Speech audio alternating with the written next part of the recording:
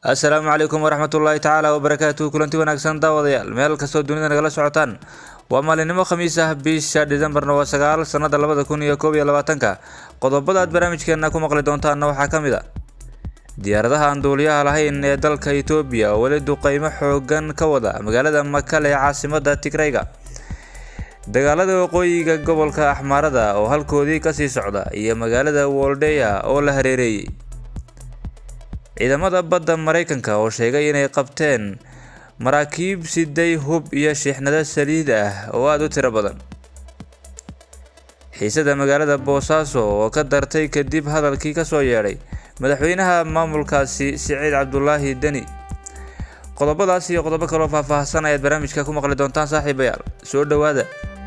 Magaalada caasimadda u ah gobolka Tigrayga ee Makale oo baryahanba martigelineysay diyaaradaha dagaalka dalka Itoobiya kuwooda aan duuliyaha lahayn oo duqeymo xooggan ka waday magaaladaasi tan iyo markii ay kooxda TPLF-tu ay ku soo dhawaadeen magaalada caasimadda u ah dalkaasi ee Itoobiya, isla markaana ra'iisul wasaaraha dalkaasi jiidda hore ku biiray. Diyaaradaha duqeymaha ka waday magaalada Makale ayaa la sheegay in lagu bartilmaameedsanayay madaxda maamulka Tigrayga oo ku sugan gobolka Tigrayga gaar ahaan magaalada Makale. balse haatan diyaaradaha duuliyaha lahayn ee dalka Itoobiya ayaa bartilmaameedyadooda ugu waaweyn yihiin inay ku burburiyaan kaydadka hubka ee magaalada Makale. Magaalada Makale oo ah magaalada ay ciidamada ugu badan ee dalka Itoobiya fadhin jireen isla markaana ay ku yaalaan xarumaha ugu waaweyn ee hubka ee dalka Itoobiya ayaa haatan gacanta ugu jirta kooxaha Tigrayga ee dowladda ka soo horjeeda. waxaana dowladda Itoobiya ay dareemaysaa in halkaasi ay xasilooni darro badan ka abuuri karaan kooxaha fallaagada noqday ee TPLF-ta. Dowladda dalka Itoobiya ayaa duqeymahan ku waday taniya markii ay kooxdaasi TPLF-tu magaalada si buuxda ula wareegtay. Inkastoo la sheegayo in ciidamada TPLF-ta hogaamiyaashooda Debretsion iyo waliba kooxda kale ee la jirta ay ka agbadasheen magaalada Makale kadib markay hooy u noqotay diyaaradaha aan duuliyaha lahayn ee dalka Itoobiya. balse taasi ma hakinin in diyaaradaha aan duuliyaha lahayn ee dalka Itoobiya ay duqeymo ka geystaan magaalada Makale, waxaana dowladdu sheegtay in wali lagu bartilmaameedsanayo kooxaha TPLF-ta oo halkaasi ku sugan. lama ogaan karayo khasaaraha soo gaadhay magaalada Makale iyo meelaha la bartilmaameedsaday iyadoo magaaladaasi ay tahay magaalo go'doonsan isla markaana aan lahayn korontada iyo waliba isgaadhsiinta wax ku sugan oo saxaafadana aanay jirin oo halkaasi ka soo warrama. balse waxa kaliya la isticmaalayo waa satellite-ka ee sawirada lagu qaado iyo muuqaalada halkaasi uu ka soo duubo ayaa lagu arkayay meelo magaalada ka mid ah oo gubanaya isla markaana u muuqday in magaalada ay u jiraan masaafo yar. diyaaradaha aan duuliyaha lahayn ee dalka Itoobiya ayaa wali wada duqeymahaasi. dadka ka faallooda istaraatiijiyadda ciidanka ayaa sheegay in ra'iisul wasaare Abiy Ahmed waxyaabaha u sahlay inuu haatan kooxda TPLF-tu dib u riixo inay kow ka tahay diyaaradahan aan duuliyaha lahayn ee maskaxda ka bedelay kooxdii TPLF-ta isla markaana guryahoodii ugu tegay. waxaanay diyaaradahaasi ka mashquuliyeen in hogaamiyaasha kooxda TPLF-tu ay si toos ah u hogaamiyaan dagaalada iyo waliba ciidamada furimaha ku jira, isla markaana iyagii ay noqdeen gacan ku gabad. taasina ay noqotay in ciidamada TPLF-ta iyo hogaamiyaashoodu ay kala dhumaan isla markaana uu nin walba iyo naftiisa u yaabo.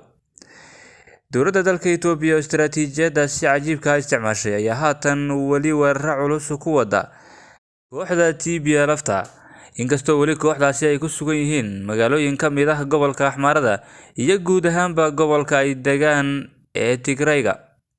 ra'iisul wasaaraha dalka Itoobiya Abiy Ahmed oo horey u hogaaminayay dagaalada dalkaasi isla markaana ku sugnaa furimaha hore ee dagaalka ayaa dib ugu soo laabtay magaalada Addis Ababa isagoo sheegay in la soo gabagabeeyay wejigii koowaad ee dagaalka oo socday muddo 2 wiig ah, isla markaana kooxda TPLF-tu ay haatan tahay mid daciif ah oo ay ku filan yihiin ciidamada jooga jiidda hore. intaas wixii ka dambeeyana dib loogu riixi doono gobolkooda isla markaana laga sifayn doono Itoobiya oo dhan. waa sida ay sheegtay dowladda Itoobiya, inkastoo kooxda TPLF-tuna ay sheegayso in wixii hadda ka dambeeyay istaraatiijiyadii hore ay bedeleen isla markaana ay difaac adag samaysan doonaan iyo waliba weeraro hor leh. dhanka kale haddii aan eegno dagaaladii ka socday waqooyiga gobolka Axmarada oo magaalooyin weli ay gacantooda ku siyaarsan yihiin kooxda TPLF-ta. Magaalooyinka ugu waaweyn ee haatan ay kooxda TPLF-tu gacanta ku hayso isla markaana dowladda Itoobiya ay dul fadhido weerarada culusna ay ku wado waxaa ka mid ah magaalada Woldaya oo ah magaalo ku taala gobolka Axmarada isla markaana u dhow xuduudka ay gobolka Axmaradu la leeyahay gobolka Tigrayga. Magaalada Woldaya ayaa la sheegayaa wararka ka imanaya in ciidamada dowladda dalka Itoobiya ay hareereeyeen magaaladaasi isla markaana ay doonayaan in ciidamada TPLF-tu ay halkaasi isaga baxdo iyadoo magaalada wax dagaal ah uuna ka dhicin. Lama oga ciidamada TPLF-tu inay meeshaasi ka baxeen iyo inay ku sugan yihiin, balse ciidamada dowladda ayaa la arkayay iyagoo magaalada hareeraheeda ku sugan isla markaana halkaasi doonaya inay ka galaan magaalada Woldaya. Waana qorshayaashii ay u isticmaaleen magaalooyinka Kombolja iyo Dessie oo aan wax dagaal ah ka dhicin kooxda TPLF-tuna ay isaga huleeshay. Xaaladda magaalada Woldaya ayaa ah mid kacsan isla markaana ciidamada dowladdu ay u foolanayaan inay magaaladaasi galaan.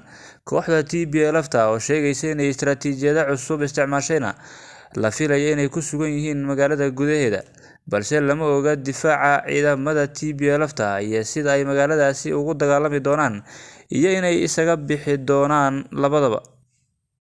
Haatan aan eegno wararka ka imanaya dalka Mareykanka ee ciidamada badda Mareykanka ayaa sheegay inay qabteen maraakiib siday hub iyo weliba shixnado saliid ah. War qoraal ah oo ka soo baxay waaxda cadaaladda Mareykanka ayaa lagu sheegay in ciidamada badda Mareykanka ay la wareegeen hub iyo shixnado saliid ah iyo 2 markab oo laga leeyahay Iran.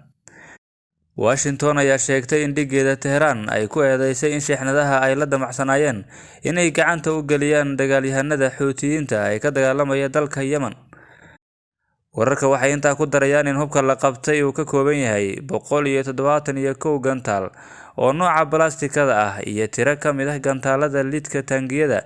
Sidoo kale waaxda cadaaladda Mareykanka ayaa sheegtay inay la wareegeen ku dhawaad 1 milyan iyo weliba 100,000 oo fuusto oo saliid ah.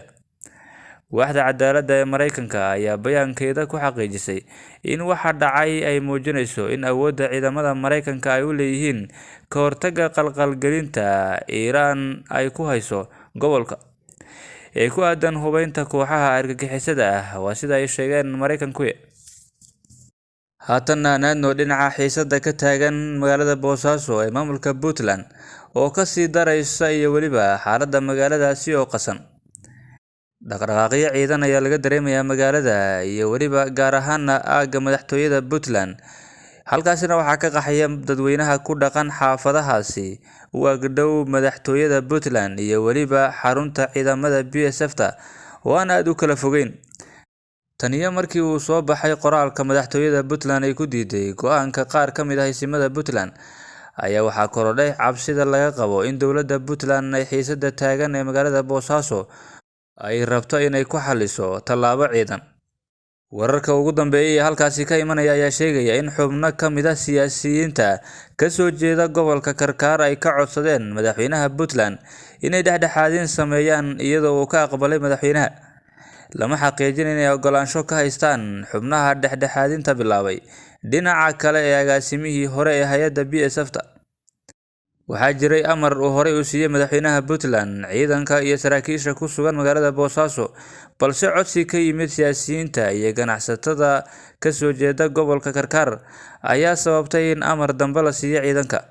Sidaas waxaa sheegay xog ogaal diiday inaan magaciisa xusno xaaladda jirta awgeed, balse waxaa laga warsugayaa waxyaabaha ka soo bixi doona wadahadalladan ay bilaabeen siyaasiyiinta ka soo jeeda gobolka Karkar. Xaaladda magaalada Boosaaso wixii ku soo kordhan halkan ayaad kala socon doontaan haddii ay baydmood daawadayaal.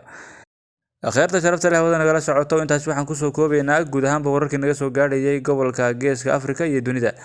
Inta ku kulmayna warkan warka xiga waxaan idinkaga tegaynaa sidaas iyo nabadgelyo.